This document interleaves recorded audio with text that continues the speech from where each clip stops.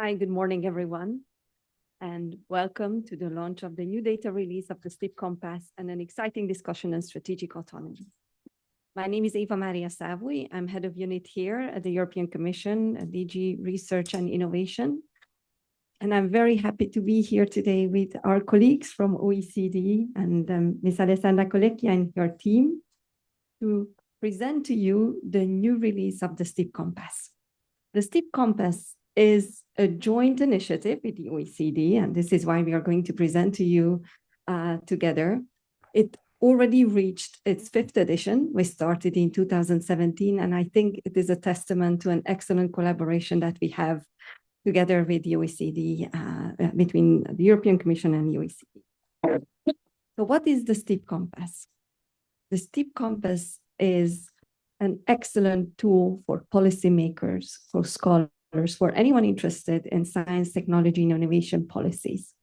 And today we will bring you the new features, which was based on a survey that was launched at the beginning of this year. And now we have the new data.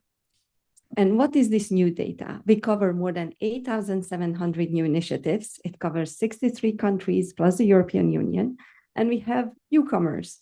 And I'm very happy to have Armenia, Georgia, and Moldova joining us in this initiative. And just to welcome those of you online who are joining us in a very different time zone. So thank you very much for being here with us today. And we are slowly filling in the room as well. So very happy to see so many interested people joining us. So what are we going to see here today? We are going to start off by a presentation by David Howell to see the new features of the STIP Compass and to help us navigate through this tool. And I'm happy to announce when we speak about the new features that we are currently testing a new AI tool. So this new AI tool will be hopefully available in 2026 and will help us navigate this more than 8,700 policy initiatives that are available online and to make sure that you get the best access to information. This presentation will be followed by a panel discussion that will be moderated by Alessandra. And this discussion will focus on strategic autonomy. And I don't think I need to tell you the importance of this subject in nowadays world. This has been also reiterated by our president in the State of the Union speech at the beginning of September. And we will see how we can use STIP Compass to have reliable data in making informed policy decisions. This will be followed by a Q&A session, and I hope that we will have many questions and comments coming from you here in the room or online. And we will close the session together with Michael at the end, hopefully around 12:30. So without further ado, I would like now to pass the floor to Alessandra for her introductory remarks.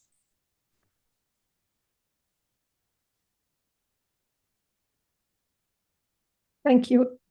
Thank you, Eva, for your remarks, for giving me the chance to launch the STIP Compass together. Let me welcome you on behalf of the OECD and on the STIP Compass team. Some of them are here, Michael, David, Giovanna, but others are online. Yes, we've come a long way. You're relatively new, perhaps, but I've been at the OECD for long, and so we came a long way in this very successful partnership. So we built together this resource. So it's not just 8,700 policies. There were like 5,300 at the start. But it's not just about data. It's about peer learning. It's about helping countries to design policies. So not only we have Armenia, Georgia, and Moldova contributing for the first time, but also Indonesia, which is one of the OECD accession countries, so soon to be part of the OECD.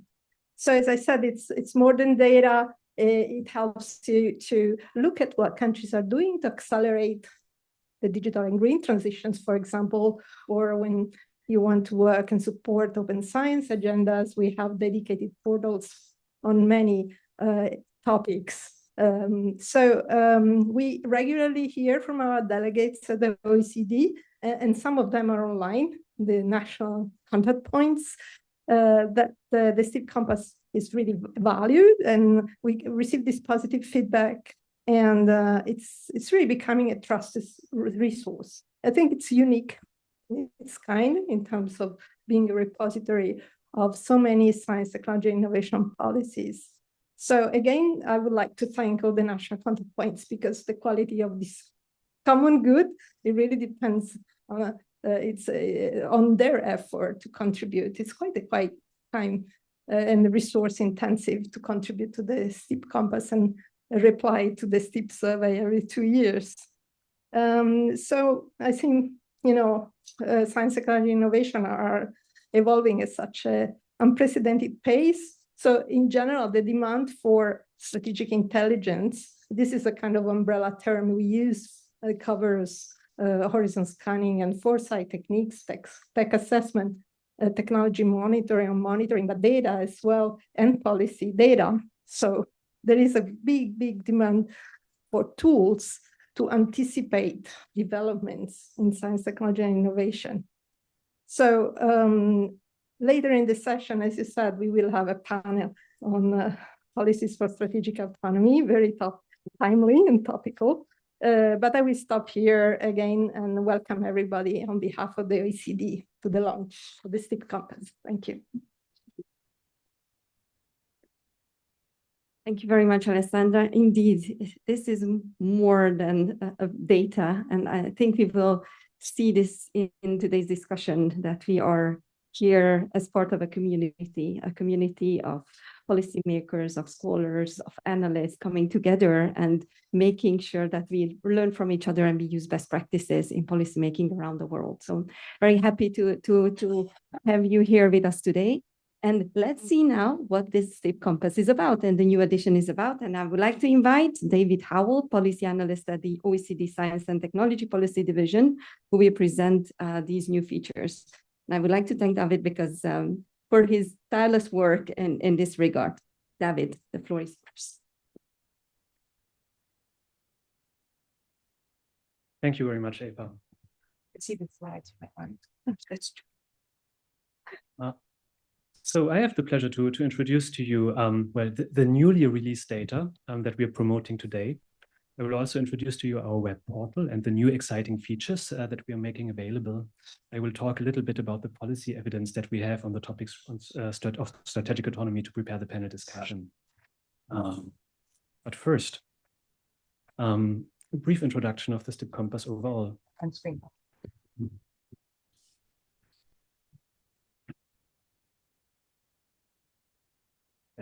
This is here. The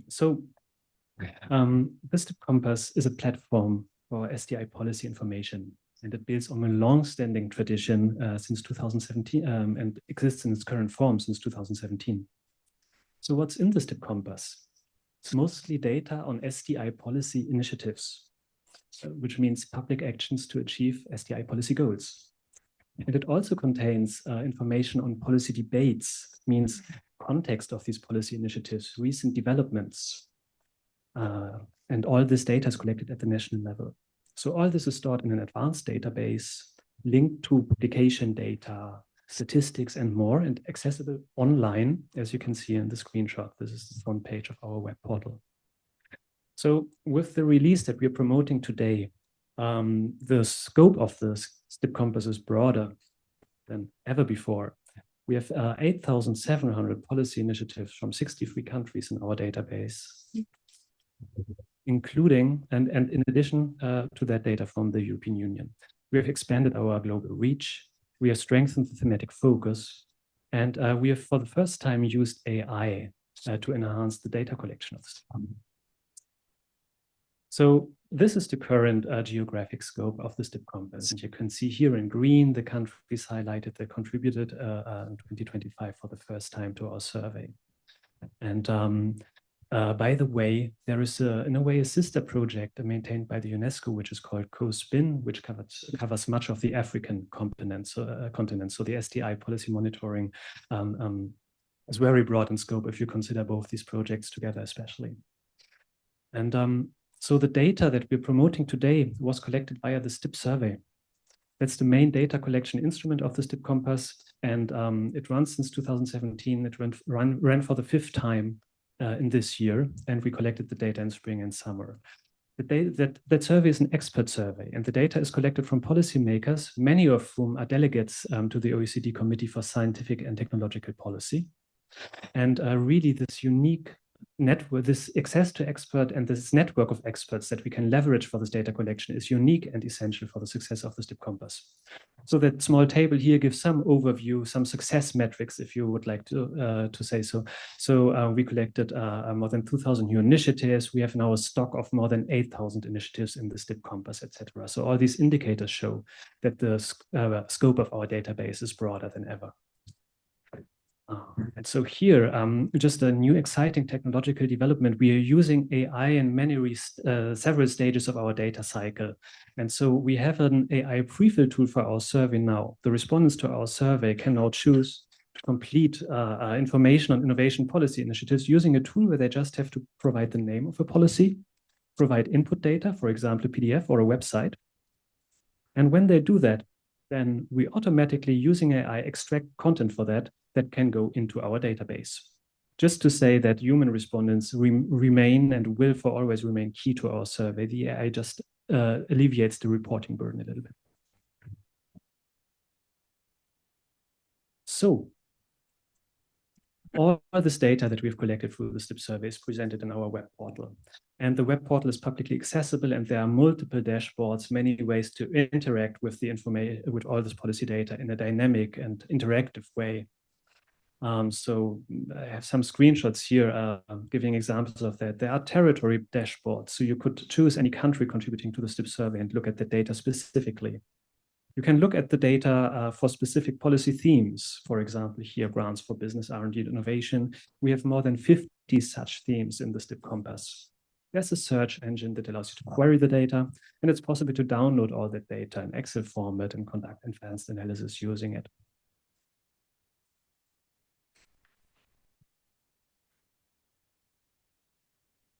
So another aspect of our portal, are thematic portals that combine data on key policy topics in new ways and present them in a way that is easily accessible to all users. So these account for much of the traffic on the STIP Compass website. And most of these portals directly draw from the STIP Compass and from the STIP survey, but there are also some portals drawing on separate data collections. So the STIP Compass website is an ecosystem that also, as I said before, provides information from several sources. So we have specialized information on R&D tax incentives, on mission-oriented innovation policies, and more. And we coordinate with different organizations on this. For example, also with the IEA and Mission Innovation on collecting STI policy data on net zero. So something that just went online and that we're promoting today is a new thematic portal on STI internationalization policies. And there we have more than 1,300 policies from our data set on different topics pertaining to STI internationalizations, public research, foreign direct investment, and more. And separately from this, we also have dedicated data, of course, on strategic autonomy that we will discuss later, but also on research security. So there are conceptually related themes, and some of these have their own pages, but everything that is core about internationalization is now grouped in this specific portal that we're launching today.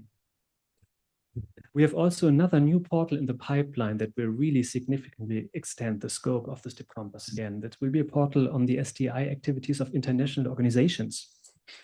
So here we're conducting a pilot. The data collection will still start this year with at least 10 candidate international organizations that we've been liaising with extensively.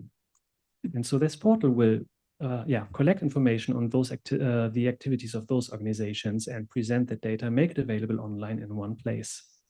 We hope to release that data in 2026. So regarding further new features, so we are working a lot with AI and other new technologies. And for the survey completion, I already spoke about that. We're using AI. We're using AI a little bit for data curation as well. And now what's in progress is an exciting new tool that uses AI for data interaction. This is called Compass GPT, and the development work is ongoing. Of course, we make very sure that all security standards are met, that data is presented in an unbiased way. So we're moving forward with that and looking forward to release a tool using these functionalities in the next year. So our data is extensively used by many organizations, and these are just a few examples here, mostly from the international level. So Mission Innovation, the IEA, we're proud to also be featured in G20 publications. And we also make, there's also a take-up of our data by academics and in the research world, and increasingly so. And that is because our data allows many things. It allows to get an overview of STI policy landscapes. It allows to learn how the governments design STI policies, etc. So also, as of today, there's online a new blog post providing a tutorial to work with our data in R and in Python for very advanced analysis. So now turning to the information that we have on strategic autonomy in the STIP Compass. So I mentioned before that in the STIP Compass, we have data on more than 50 different STI policy themes. And in our biannual STIP survey, where we collect this data ahead of each of these survey waves, we do extensive consultations with policy experts, with our committee, with the European Commission and more, to revise the questionnaire and identify new themes that are of growing importance. And so in 2025, we identified new trending topics, added new questions to our survey, and strategic autonomy was one of them. As a result, we collected more than 230 policy initiatives on the topic of strategic autonomy from 44 countries, which means that on average, countries reported 3 to 4 strategic autonomy policies. So we took a deep dive into that strategic autonomy policy data. And we found that there are 4 main notions, because there are many different ways in which strategic autonomy could be defined and in which policymakers could seek to relate to it. And we identified these 4 main notions, which are about critical technologies, which are about industrial policies, about STI securitization and defense strategies. And you can see here that their distribution is quite uneven. So the vast majority of these strategic autonomy policies addresses either critical technologies or industrial policies.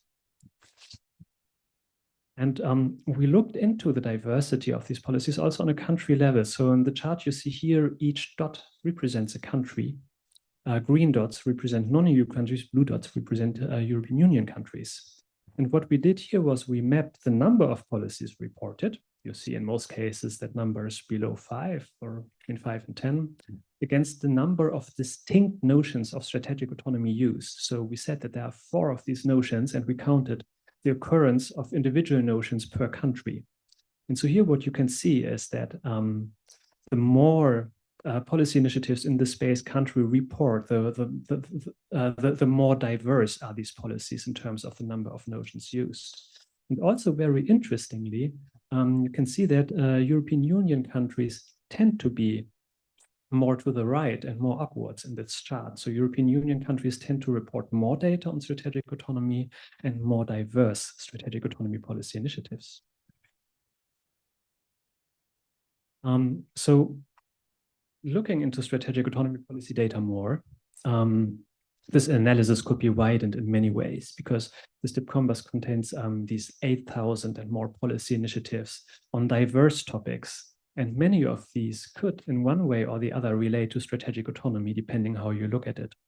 For example, there is the data on STI internationalization and on research security that we have, on emerging technologies, but also broadly data on, for example, in economic competitiveness, innovation in firms, etc., could be very relevant in the strategic autonomy context. So the analysis I just presented could be widened in many ways. And all this data could be of interest to policymakers interested in strategic autonomy.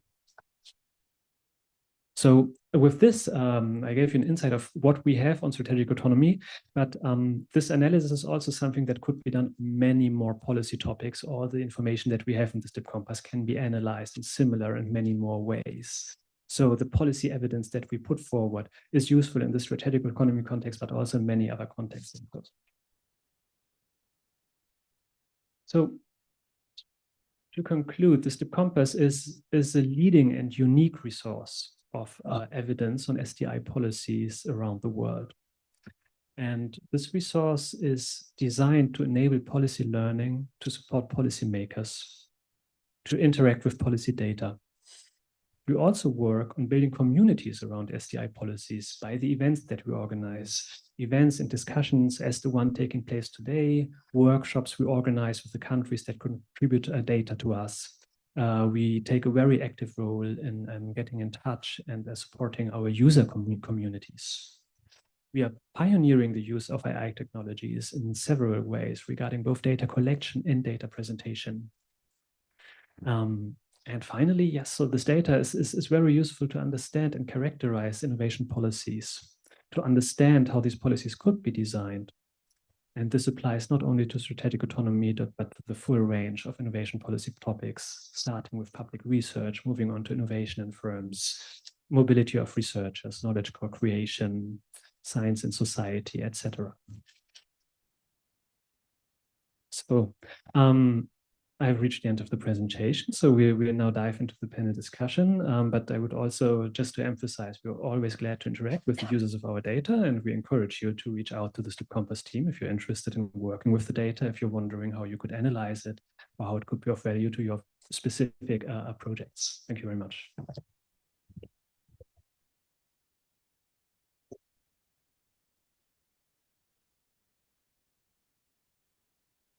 Thank you very much, David, and thank you very much for all this hard and excellent work that you have been doing in the past few months. I would like to congratulate you for this. Thanks also for drawing our attention to the potential use of this tool. And we have seen more increasing use in the different publications. And we were also happy to note that we have almost tripled the number of new users in the last 2 years.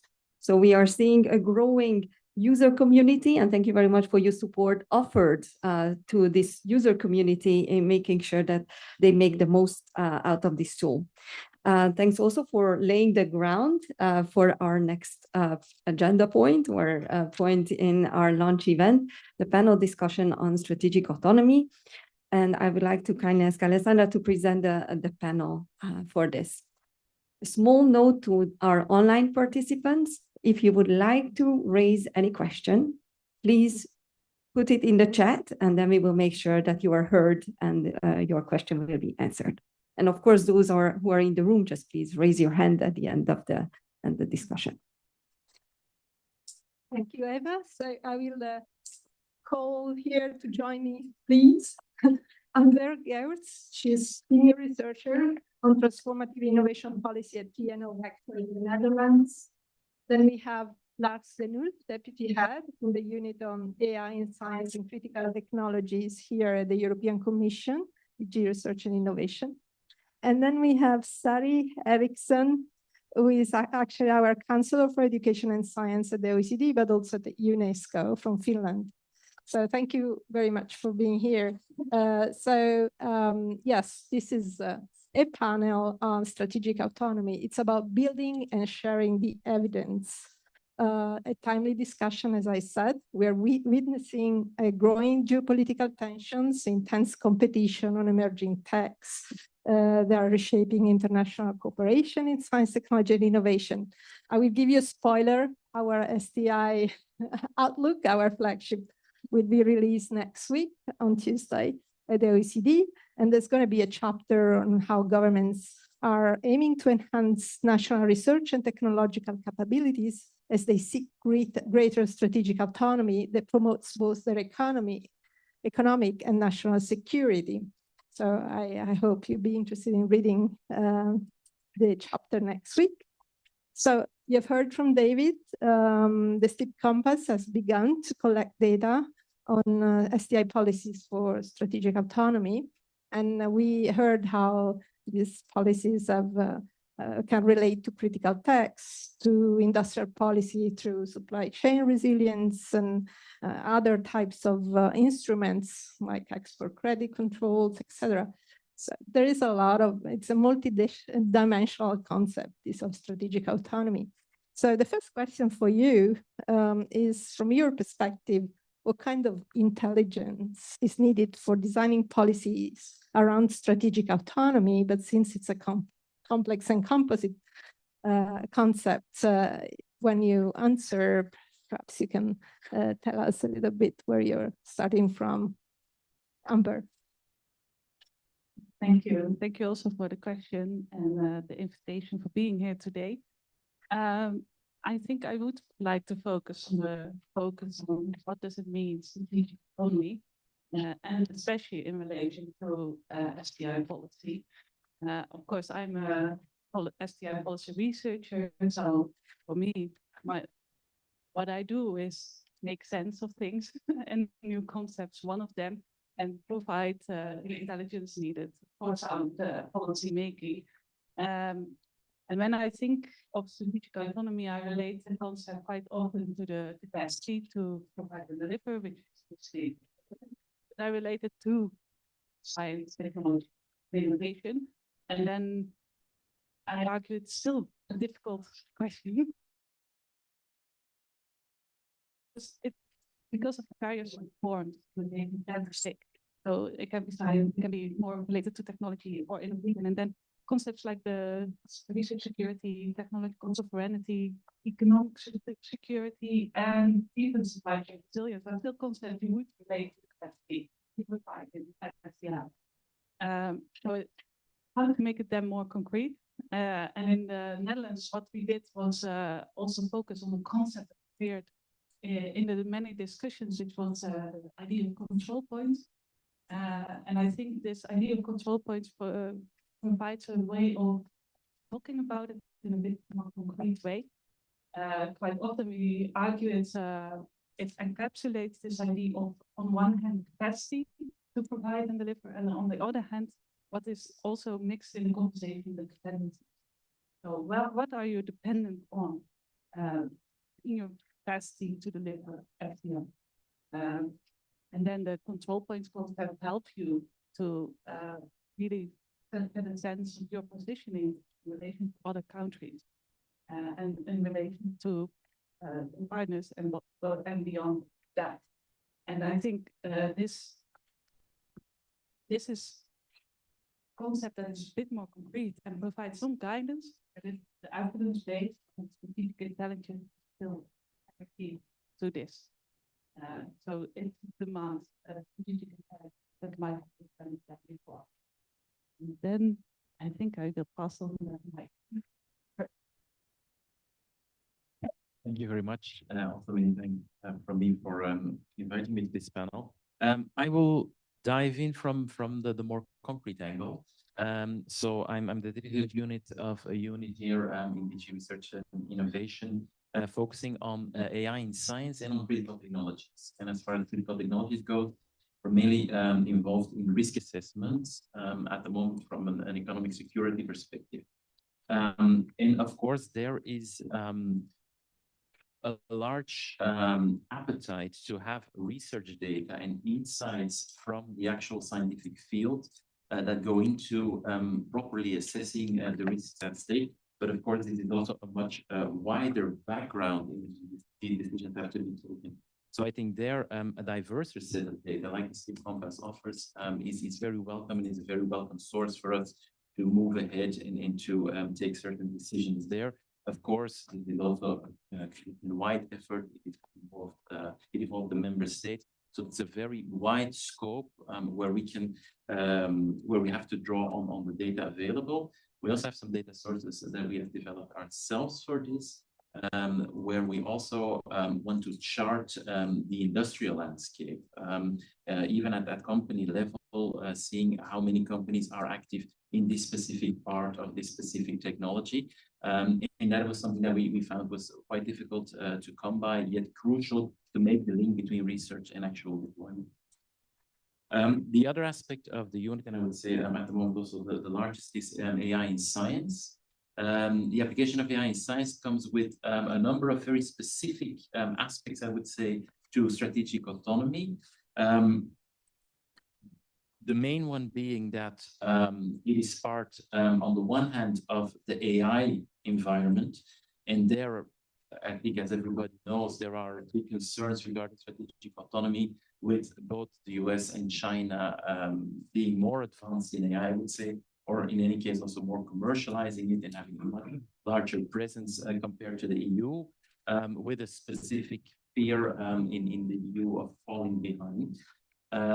In terms of competitiveness, so not being able to offer the same kinds of technologies, but also fear of reliance in even vendor locking in case of US companies to be over-reliant on AI technologies themselves.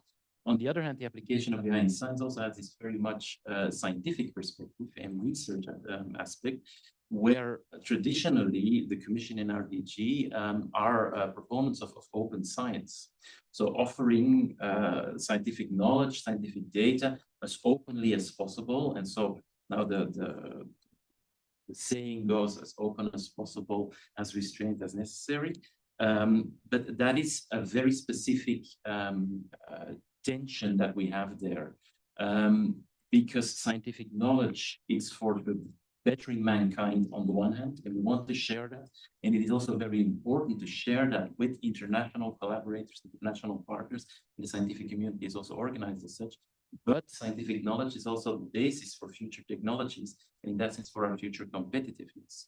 And we have to make sure that we balance both, both on the output side as to what our discoveries are, and on the input side, for example, when wanting to use scientific knowledge, especially AI-ready scientific knowledge, that is something that requires trust, that requires collaboration. And I think many of the pawns are still being set there on the field, and they are constantly moving. So that is challenging. We need data for that. The specificity of that data, I think, goes in many different layers. There's the larger outlook of strategic autonomy, specifically in digital policy, specifically in AI, and then also specifically to AI in science. And there, I must say, it's difficult. It has been difficult for us to obtain very specific data regarding, for example, uptake of AI in the different scientific disciplines. That evidence is mostly anecdotal. We did some of our own study also based on publications. Latest data there is from 2021 now at the moment, and that is a very, very fast evolving field. So a lot of data challenges there, and we try to be as data-driven as possible, of course, in our policy. Thank you. Yes, thank you, Alessandra, for your question. And I think it's very easy to continue after Amber and Lars' contributions. I'm presenting here the policy perspective. I'm currently working as a counselor for science at the OECD, but my background is at the Ministry of Education and Culture. How I see and how we see in Finland that research and science, it's increasingly international. It's collaborative and also interdependent. This is kind of the starting points when we are looking to science and research and policies. Today, no nation can achieve those global challenges without international collaboration. Nobody can do it alone. But at the same time, there is this geopolitical tensions that have a great influence on the science and technology policy as well. Misuse of technology, concerns about the security of the data has made us stress more responsibility alongside of the openness, as Lars mentioned, and also in the science and research. Our companies and universities and research institutions, they are more dependent on advanced technologies, quantum computing, AI, and also biotechnology. And at the same time, the potential misuse, espionage, to be honest, and also all kind of information use has increased. So we from the Finnish perspective, we see that the core of the strategy's autonomy is how we manage those dependencies, how we are aware of this, and how we are smart, how we can manage it. And I think the STIP Compass is actually giving us a quite good examples. I'm just pointing out one example from the STIP Compass. It's Research Council of Finland has translated this kind of awareness in a concrete practice. Which means that all funding applications will be required to complete self-assessment. So all the applicants, they need to make the self-assessment, risk assessment to identify and manage potential use that might be there on their research plans, whether there is some kind of dual use, potential dual use, and also to make a risk assessment of the partners that they are working with. So this is just one example that we can point out from the STIP Compass. And also there are similar kind of examples when we are looking in different countries. So I think the STIP Compass is a great value for us when we are doing new policy planning, so we can see that what kind of actions and measurements has been taking place in other contexts and countries. We are sharing the microphone. so very interesting and very linked intervention actually. So this concept of interdependencies that came out because developing strategic intelligence or indicators or of any kind around interdependencies, and it's quite hard that we know. Some of you mentioned the role of businesses. Of course, they're part of this ecosystem, so for which we need to have data. Now the STIP Compass has STI policies, so from governments and so on, but what are these other actors doing, the businesses? It's important as well. And again, on all these issues, you have to do a balancing act between collaboration, openness, and so on. So it's a very tricky business in terms of trying to produce the evidence. In general, I think we also are blessed by the use of new AI tools. So we can perhaps be creative and we have done so in terms of mining the data sets, both the quantitative and the STIP Compass has a lot to mine. If we go more now on the STIP Compass itself, this is qualitative type of information. As we continue to build this resource, how do you see now, how could we improve it to give actually more evidence around strategic autonomy, interdependencies, and the ecosystems around these issues? Give us some useful advice. Thank you. I think my response, I would actually start with the values of the STIP Compass as it is at this moment already, because it is now also a historical documentation of how STI policies develop over time, and therefore it can also be a very useful source of emerging topics. How do they appear in these policies over time? What different involvement that they take in these different contexts and why? I think this is a valuable asset to start from. And secondly, I also think it can be useful to do some real sense making to get very different countries on these different topics. How do they talk about it? And does it help you make sense of all these different concepts that are emerging? And I think also when I think about the strategic autonomy and the way I said, I see it as this balance also related to the on one hand your capacities and on the other hand the dependencies that allows you then to decide on your strategic positioning or where your position is in relation to others. I think then the source is also providing a comparative assessment. What are the priorities for the country, for example? You then you can explore on a platform like the STIP Compass where might be your partners on certain topics. The way you explain it can also be maybe a risk assessment of what to look for. But I think when I look more into the practice of STI policy advice, I think the current questions we receive at TNO, and we also ask ourselves at the organization at TNO, different in two aspects. And I think on one hand, it's much more comparative. So before you might ask, what are we good at? Now it's a relational. So, is that better than others? Are others investing more than us? How do we stand in comparison to other people? And I also think a bit more new types of indicators play a role. So what enhances our capacity to innovate science and technology in another level?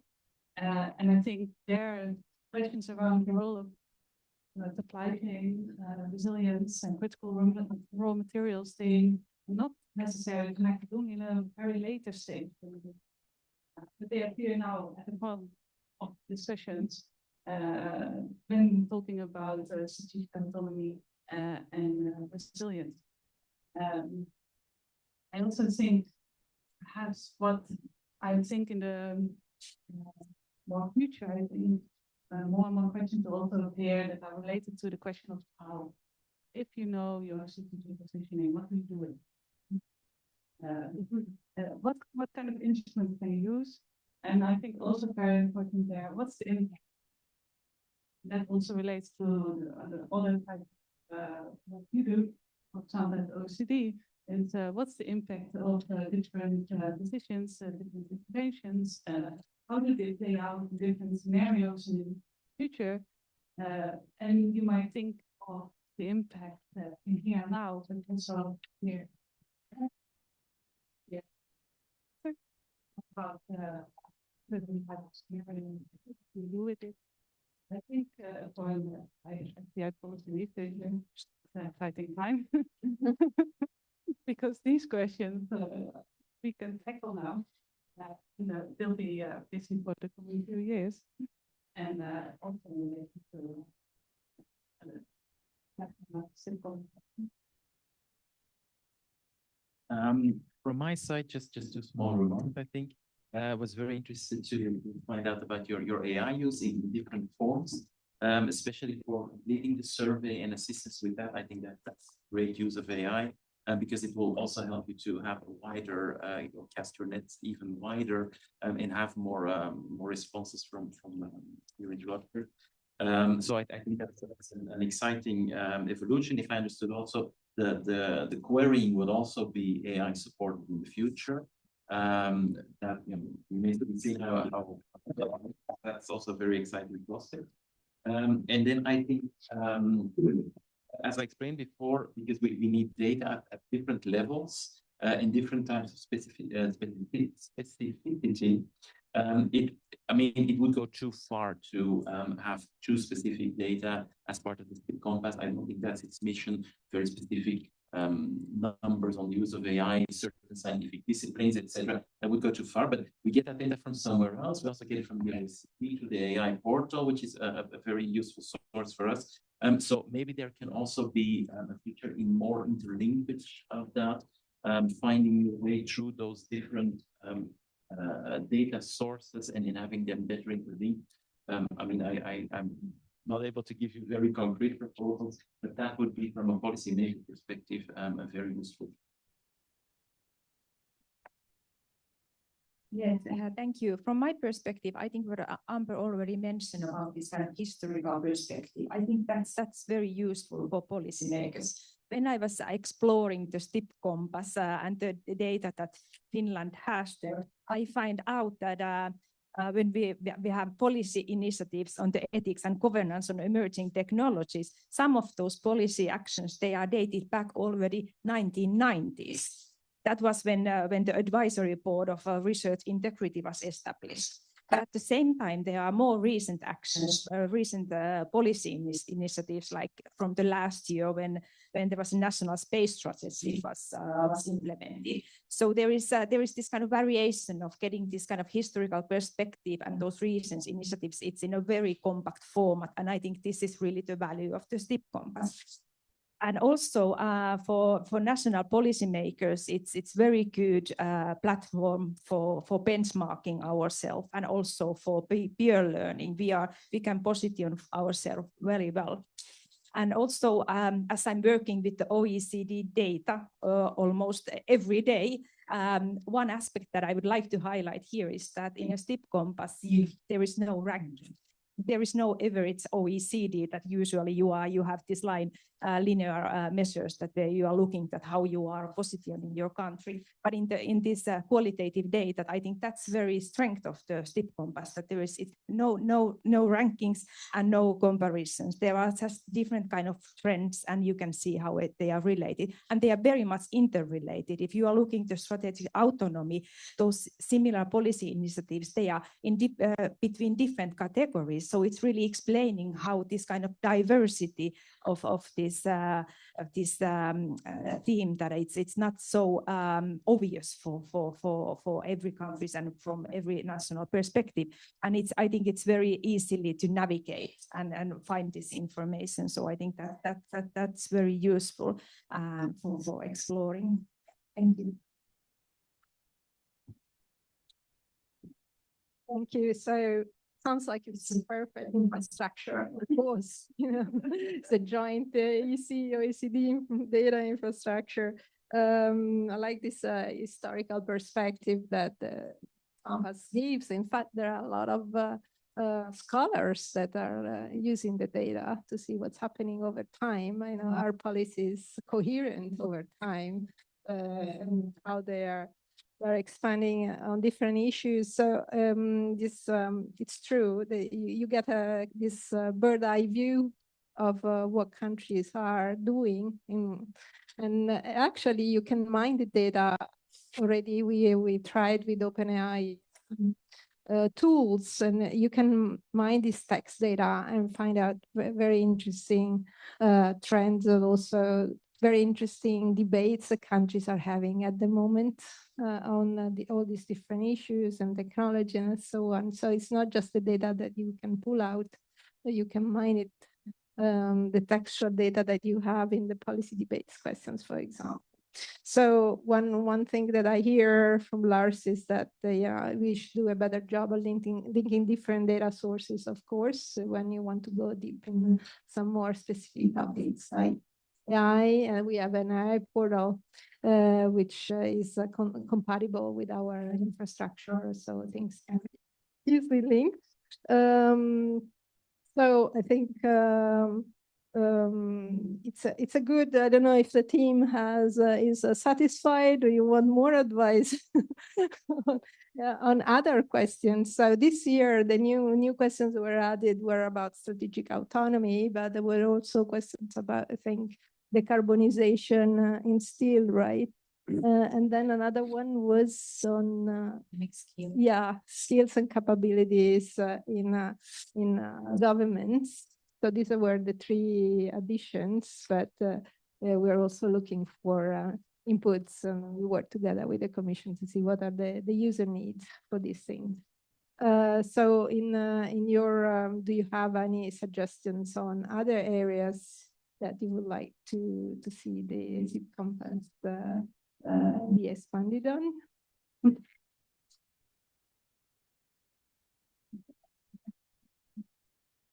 Yeah, thank you.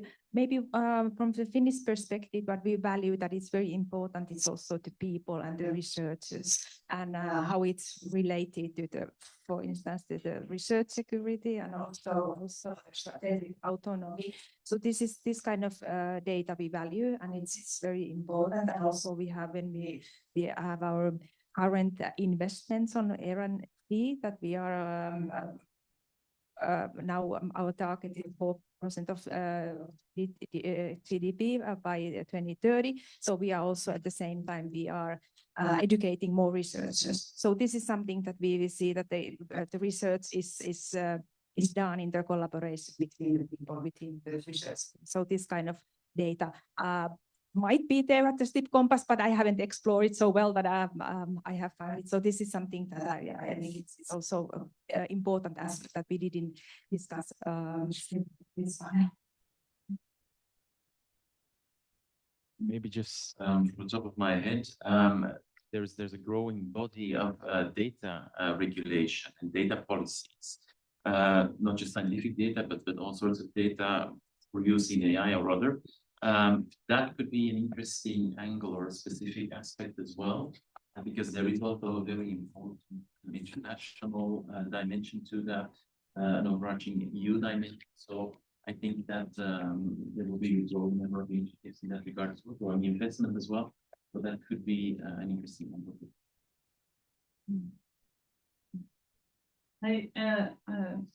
I'm actually kind of very much in favor of the new developments with AI. You can use the AI, the emerging field of research. You can use it to enhance your SDI to see advice and insights using a great way. But I think this will be an exciting new development. I'm looking forward to see what it can do also in relation to the large and vast database that's behind the GPT. And I think it also helps with understanding maybe more the technologies. Maybe this is also an area where the improvement can be as well in relation to these specific technologies, and how do you understand what it is built upon, what does it need, hardware, software, people in all these different kind of elements that you need to make it a success from a policy perspective. I think this more systemic perspective is emerging a lot stronger at this moment. Looking at where can we intervene in the system to support developments in SDI, and especially in relation to technologies in a way than we have done so far. So I think this is another area where Via will also be working on. Thank you. So I see human resources. Yes, there's a lot of data in the STIP Compass about those. But we also have a new data infrastructure we launched in May 2025 with the Commission, the Research and Innovation Career Observatory. It's a major operation that we start with the 6 years, but hopefully we'll continue because there is a big gap in evidence. So that's more quantitative information. So if you link it to the qualitative information of the STIP Compass, we get very far, I think. And again, from the STIP Compass, you can see what countries are doing on human resources, but you can also see what are the challenges for them. And you see a lot of differences in countries. So what are the topics and the policy questions that they have around human resources? It's perhaps more uniform in Europe, but when you go outside, you see quite a few differences. So again, very interesting for the scholars on innovation and science, technology, innovation policy. And then we heard about the need of documenting regulations or regulatory frameworks, and especially critical technologies. Again, we can, even if those are not categories in the STIP Compass, using AI tools, we can mine for them. We did, for example, and we get 6 buckets of technologies that are the ones that are prioritizing countries. So obviously you have the AI. We use the sample of 35 OECD members. Out of 35 obviously work and have priority in the AI and digital technologies, and then you have the biotechnologies and the quantum and the space, and then semiconductors, materials. So you can mine the data and see what's happening there in countries around these technologies, even if we don't still have a portal of the STIP Compass, which is dedicated to critical and emerging technologies. So Lars, you should make use of that. But we can, in the future, make it easier for users and pull out and such. Have a dedicated portal like we have for research security, which was very interesting. In 2018, we had like maybe 25 or 26 policies on research security around the world, and now they're over something like 250. So it's very interesting. I think it's a unique resource So I think maybe if are there any questions from here? No. Yes. Okay. But we only have a microphone. We have another one. Yeah, we have another one.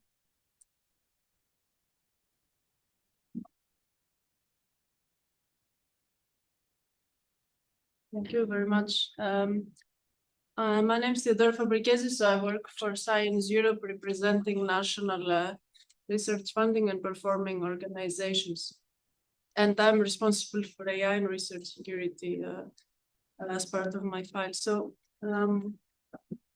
no doubt this is really extremely valuable resource as we do when we have conversations on research and security. So everyone is talking about the STIP Compass and how this resource is helping both the funders and the performers. But one of the issues that has come up is how to enhance the change in the culture in researchers on the individual level to be more perceptive of these geopolitical tensions, let's say, that they don't necessarily take into account when putting together a research proposal. So how to facilitate the shift in organization level, but also at the level of the researchers. Thank you. If I understand, you're from Science Europe, right? Yeah, okay.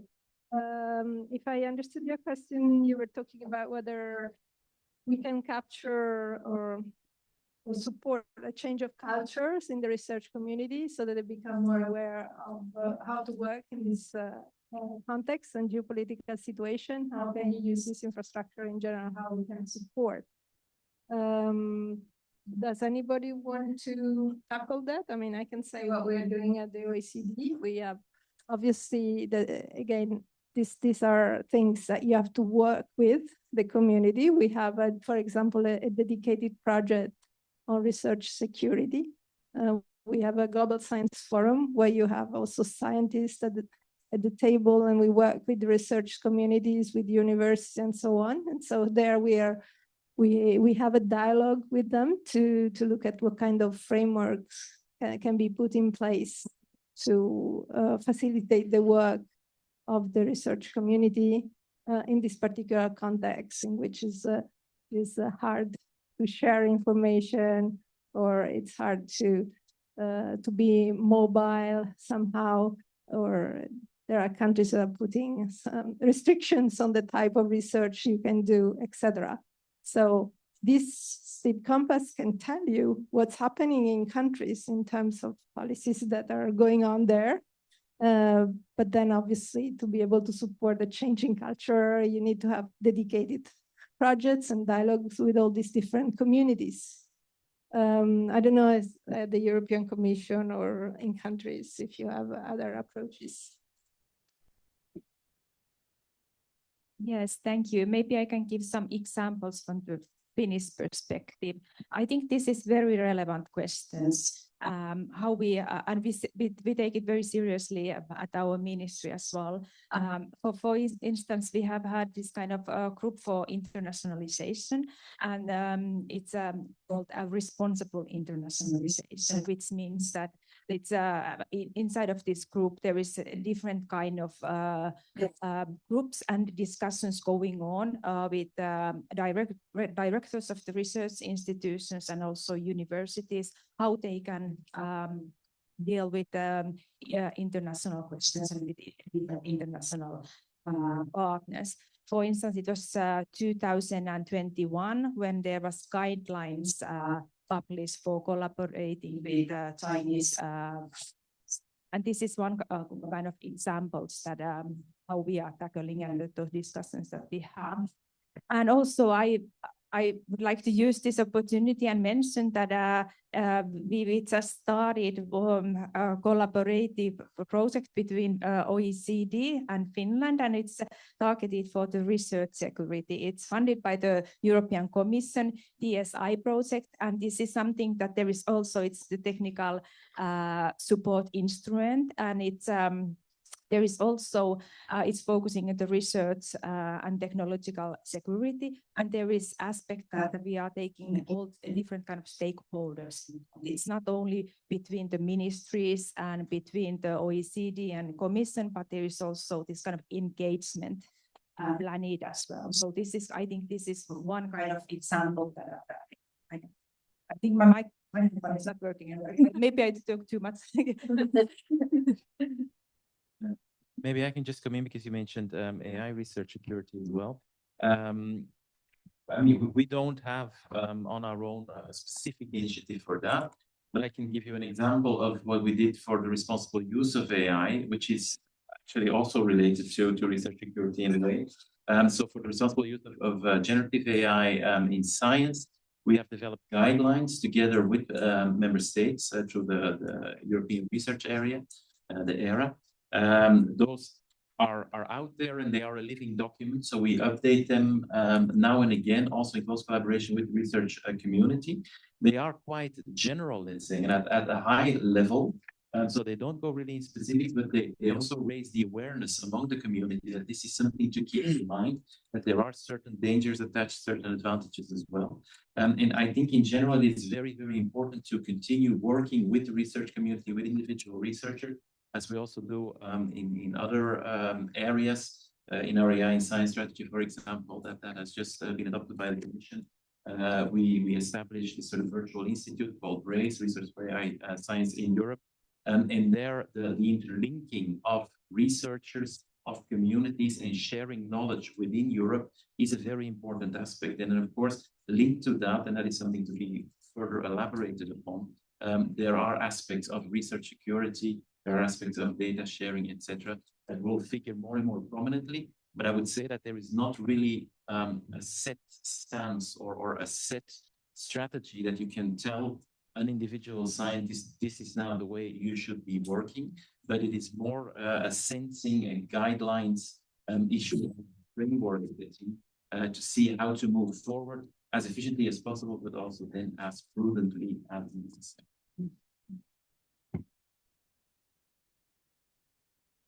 Thank you. So again, we heard this sharing of knowledge, this dialogue with the researcher is pretty tricky when it comes to these very sensitive issues. So in a way, in every country, there are differences. The level of autonomy of a university and research community, it might be different, but Europe does have an advantage in the sense that there is a common understanding and if you will, common. They're coming from the same like-mindedness of countries, but it's very difficult to have this conversation across. So, but I think we have, if we have other questions from here, otherwise, yes. So we'll do one more question from the room, then online. So please speak directly to the microphone. Sure. Thank you very much for the interesting presentation. My name is Geurts. I'm Deputy Director of the Netherlands House for Education and Research. So we bring together nearly all publicly funded research organizations in the Netherlands here in Brussels. I thought it was a very interesting presentation. I'll have a look at the report afterwards because I think it would have been interesting to hear a bit more about the trends in policies and in strategic autonomy in particular. I have two questions, which are very short. The first one is, Sari mentioned, the absence of a comparison and the rankings in the Compass, and you can debate the utility of having that in, when you have a qualitative assessment like you have here. But my question is, which policies work? Is that addressed in the Compass? Because there's 8,700, but how do we know which policies work? And if I may link that to the strategic autonomy in particular, that's a very important topic. Do we know which policies work to improve strategic autonomy? And second, I was looking at the presentation and it was very much focused on the defensive part. There was research security. I think one of the notions was defense as well. Do we also have data on offensive policy? Thank you. So can I ask maybe Michael to answer this question? Thank you. Some of those things I was going to cover in my closing remarks, but maybe just in answer to your question. Now, I'm not quite sure what you mean by offensive policies, but Espionage. no, we don't. And in fact, the OECD doesn't really cover defense either. So we come at everything from the civil sector. But as you know, with dual use today, we we kind of get drawn in a little bit to look at the defense stuff. The impacts is a really important question and something I wanted to raise in my closing remarks, but I'll say something now about that. In short, no, we don't have information on impacts. What we do have, though, is we collect information on evaluations of the different initiatives. Currently, we have around 1,000 evaluation reports in the database, which are just sitting there at the moment. We semantically link to them. So when you look at a policy or you look at a country or you look at a particular theme, you can see the related evaluations that we have in the database, but we're not currently analyzing them. And I think we should be. But we're not asking countries to reflect on the effectiveness or the impacts of their policies right now. And this is a question for debate as well, whether in the future we should be doing that. I would add that to get into impacts, again, what we do, we work with individual countries. So Sari mentioned the project we have now with Finland on research security and technology security. Again, this is a way of getting into the country, talking with all the stakeholders and see what's happening in that particular specific field, which is a sensitive field. Again, the conversation is sensitive, it's at the country level. And then at the end, hopefully we can extract some learnings also for other countries. So we can replicate that exercise in other countries. And then we have an understanding of what the impact of such policy can be in the future. But many of them are quite recent in this field. The next questions will come from the online world. Yes, so the next question is from Arash Hajikani from Finland. Yes. Please, Arash. Yes, can you hear me well? Yes, perfect. Okay, perfect. Yeah, thank you. I mean, I'm online, but the systems are operating so well that I'm almost there. So thanks for that. Arash Hajikani from VTT Technical Research Institute from Finland. Maybe I start with also congratulating the STIP Compass team, also from the part that I'm happy to be involved partly with my team at VTT when this kind of started in kind of, I can remember like 1.5 years ago, but I never imagined that this could come this far. So the achievements are quite impressive, and due to the fact that we were somewhat involved in the prototyping, so I don't ask about the technicality and the AI kind of robustness check and those questions. But generally, I think Europe is very much branded as a heavy regulatory body. There is a lot of regulation, and also when it comes to the adoption of new technologies such as AI, we have AI acts that are also quite heavy and looking from the risk perspective, maybe for a good reason, but it kind of slows down. And when I'm seeing such improvement, kind of integration of AI with policy analysis, mapping, or probably observatory, I think we collectively need to celebrate on these occasions. Coming back to the STIP Compass again, I mean, this is impressive also in the fact that capturing policy initiatives, it also shapes how knowledge circulates internationally, kind of creates a ground understanding on what is going on anywhere else. One can also imagine that completing such surveys involves a considerable amount of locating and mapping information on a specific questions. I mean, probably some of the delegations who are also in this meeting have filled out the survey, and they can probably agree that this is a very time-consuming for human and tedious work, where potentially, you know, use cases such as involvement of large language models and AI could be quite efficient.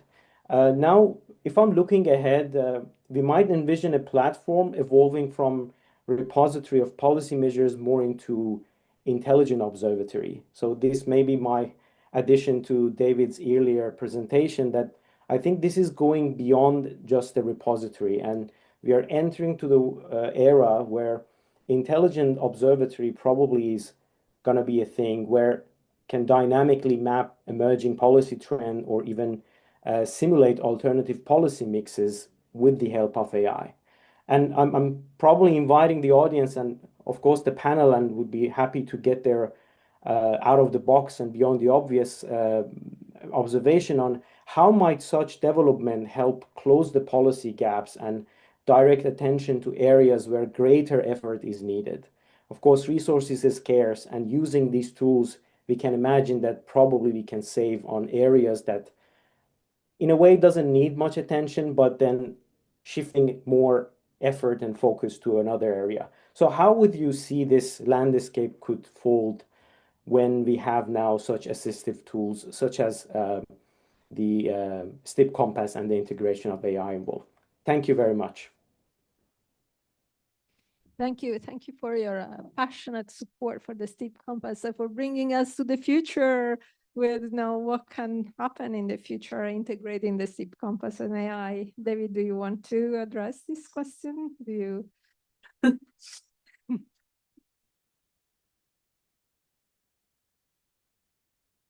So I'd like to briefly address this, and I think this question is also fitting because so in the chat I saw a few questions around the AI use that we currently have already in the STIP Compass. I briefly comment on that, but also on a Russ question. So I mean, so for the future development of this, of course, we live in exciting times because of the new technologies that are becoming available, and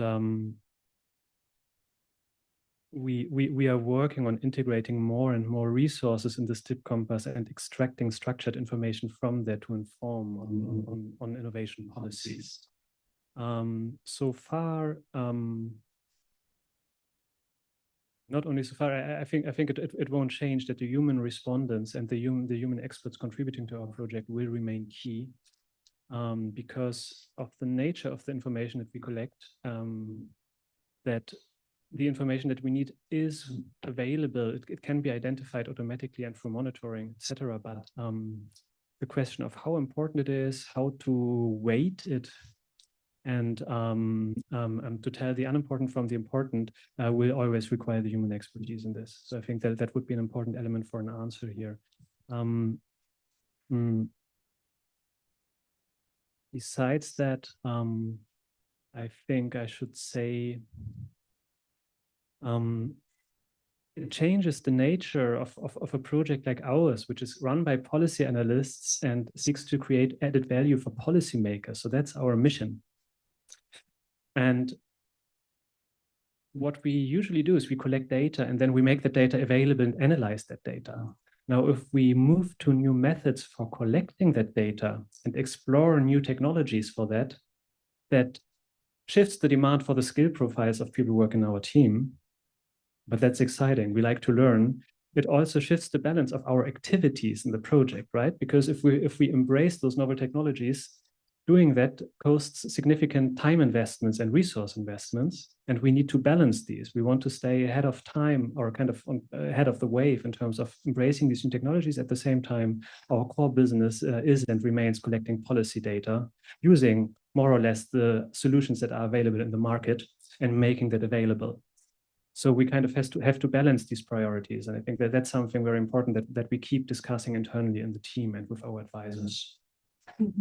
Thank you, David. So that in general, the policy community is looking more and more towards capturing some weak signals of things, whether it's with quantitative data, but this could be a challenge. How do you capture signals of policy developments before they actually become policies that can be reported in the STIP Compass? So if you have announcements of strategies or policies before, there might be a room for capturing those signals and see how people are moving. And I see Amber. Of course, the question was more related to the STIP Compass, but maybe it's also good to realize for it's one of the tools we use in STI policy research. And I think the question also highlights that you can do more around the STIP Compass. And especially with the questions nowadays, I was mentioning a bit of a more systemic perspective to how policies interact and these kind of things. And I think this is the type of question that has emerged also with the prevalence of transformative innovation policies, where you put also boundaries to maybe then it was more planetary boundaries, and now with strategic autonomy you even put down more country boundaries or European boundaries, and then you look at the interactions of different policies. What does the result get you? So these kind of questions will remain in the coming few years to do exciting research on policy research. So we leave it to researchers to simulate policy mixes. We have a research project coming up, you know. So we have to close now, but I just 30-second reactions from each of you. So if you want the audience to have one takeaway from what you said and what you heard, please let us know. Yeah. Starting, I would say, as one main argument, evidence-based and strategic intelligence is very important in this time. And they are not only quantitative, they are also qualitative. You need to do a lot of sense making to make sense of the situation we are in and what it asks for policy to support sound decision making and policy making. So I think that's going to be my message to conclude. As a conclusion, I think, a lot of data needs to go into policy making. The more goes into it, the better informed, the better it will be. The granularity of that data spans many different levels. Just wanted to hook on to what was said before about the impacts and impact assessment of the policies. I think that's a very interesting avenue to further explore. Because you also mentioned capturing weak signals. Sometimes also the signals are deafeningly loud, as is the case with AI. Yet it remains unclear what the true impact is, because some voices are amplified beyond reason. And that is also something very interesting to monitor. I don't think it's easy to do because it's also a longer term problem, but monitoring an increase in policies on a certain subject, how is the impact of that actual topic measured in the field, and how do these policies relate to that? And I think an important question also. Thank you. I don't have much to add. I think this what Amber mentioned, the evidence based. This is how I relate us as well, that the policies needs to always be on related on evidence. So this is what STIP Compass is for, and this is how we can use it. And I think now when it's the launch of the STIP Compass, it's only starting of the work. So now we have the data, and now we can explore, and now we can use it wisely for making better policies for people. Thank you all. And just on impacts, again, it's the integration of qualitative and quantitative information, just a flag for yet another project we have with the Commission since 2016. This is the impacts of supports to innovation, R&D tax incentives. That meant that since 2016, we have been collecting together the designs of each instrument that supports R&D in business. So you need to have all that information. You need to have quantitative information on foregone tax revenues, etc. So it's both the policy information and the quantitative information. Now we actually could do impact assessment of that particular type of instrument. So that's only one. So it's thanks again to the Commission for joining and supporting since 2016 all these projects. It was different names, but we are now entering. We have already 3 waves, I think, and we're entering the 4th. These are huge projects. So thank you again. Thanks to the panelists, thanks to the audience, thanks to the online. And I give it back to Eva.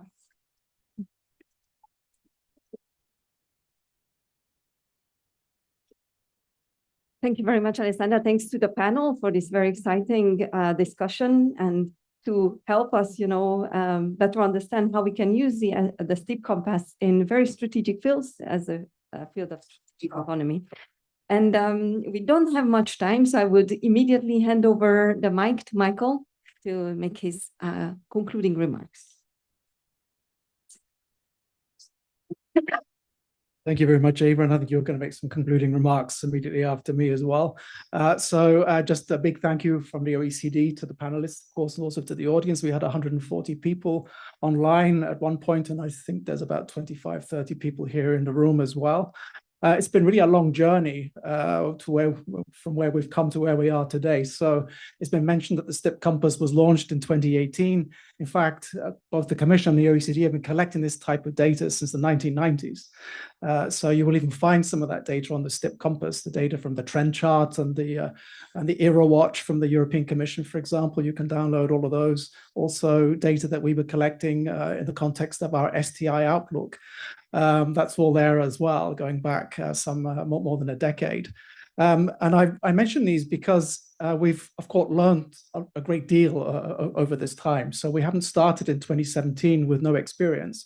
We'd already been collecting this sort of data for the best part of 2 decades. And that's been important to inform the approaches that we've been taking over the last 7 or 8 years on this project. There's always been need, of course, to innovate, to experiment. We've been doing that since the start of this project. Predecessors who are collecting this data were also, of course, innovating and experimenting as well. Technological change has been very important, of course, in driving those experiments, driving those different innovations that we've been able to implement. But also, there's been important organizational innovations, and one very important organizational innovation has actually been the coming together of the OECD and the European Commission to work on this, because we were both collecting this data in parallel. And I have to say that many of the European countries were getting increasingly annoyed with these requests coming from the 2 organizations. So we've pooled resources, and you can see that what we have here is really a great product. By no means perfect, as I think we heard also from the panel and from the audience, but we're always looking to improve. So looking to the future, there are major opportunities. There are also major challenges as well from disruptive technological change, for example. So we heard Arash in his question really paint a very positive picture of what the STIP Compass could become in the future, moving beyond a sort of repository. But there's also some risks or uncertainties around that. We all know there are reliability questions, for example, around some of these technologies.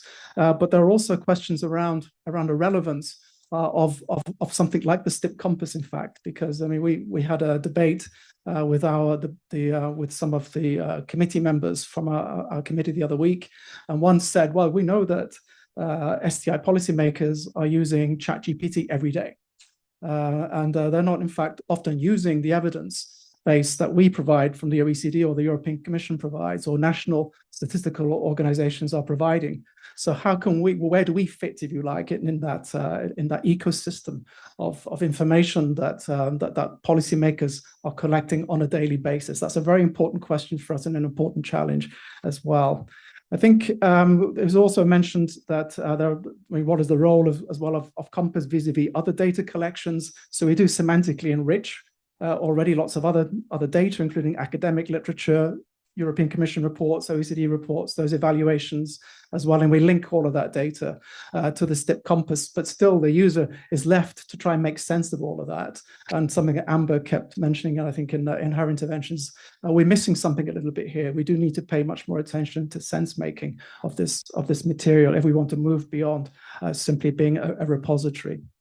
And one final point here as well. Also mentioned, I think, the need that we need to see the Compass as really a community product. It's not something that just gives information to the community. It's also something that, of course, draws intelligence from the community as well. And I think we do need to do a bit more as well in working with the community and developing some of the features of this platform going forward. and also trying to improve that sort of sense-making functionality. So in sum, and I'll just finish now, that I mean, the project's success has really depended on continuous innovation over the last several years, and this will be just as important going forwards in the coming years. So thank you very much.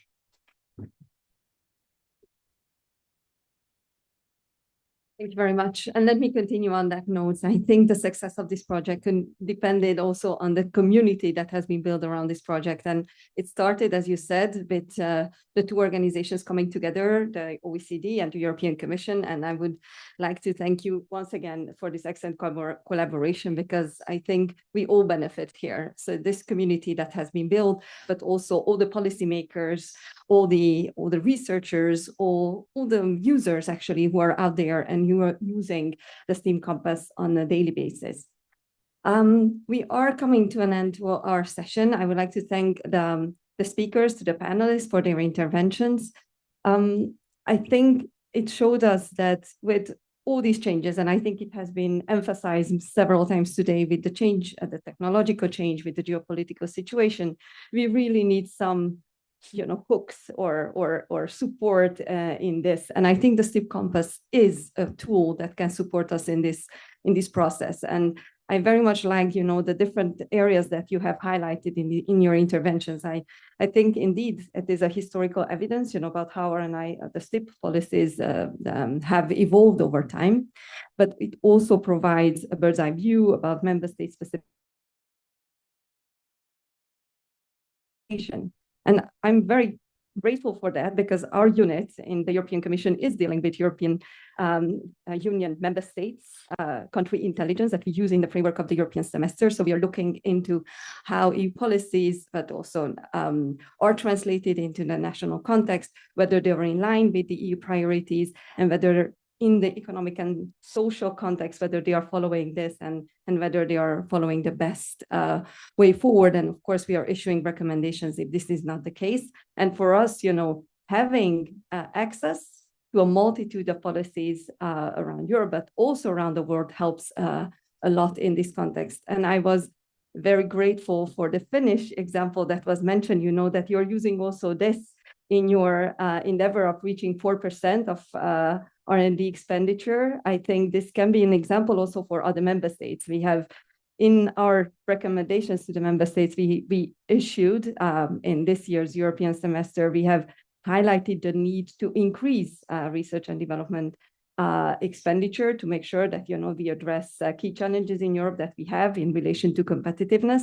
And I think this is also a good example how we can do it. So we need to spend more, but we need to spend it wisely. So I think the STIP Compass can be useful in this regard as well, to see where we can put the money and what could be the most added value in this regard. So what's next? I think, we are launching now this new edition, and I'm already thinking about the future. So what we are going to do, we are going to continue this excellent collaboration, hopefully also in the future. And we want to make sure that you, the user community, will always find the most relevant information for you. So, we already heard a question about what would you like to see there. So please think about it, what you would like to see there, and reach out to us and let us know, what you're missing, what would make your work easier. Of course, we are working on the AI angle, and we hope to make it work for next year. But, let us know what difficulties you encounter, and we are trying to address all these things. And you already heard from David as well that we are there to support the whole community to making sure that you get the most out of it. So I would like to thank once again to our speakers, but also to our audience who is here with me in the room, and also online, in particular those who are following us in a very ungodly hour in certain parts of the world. But thank you very much. And this is a project to be continued. So I hope you will be part of the journey. Thank you very much. Bye.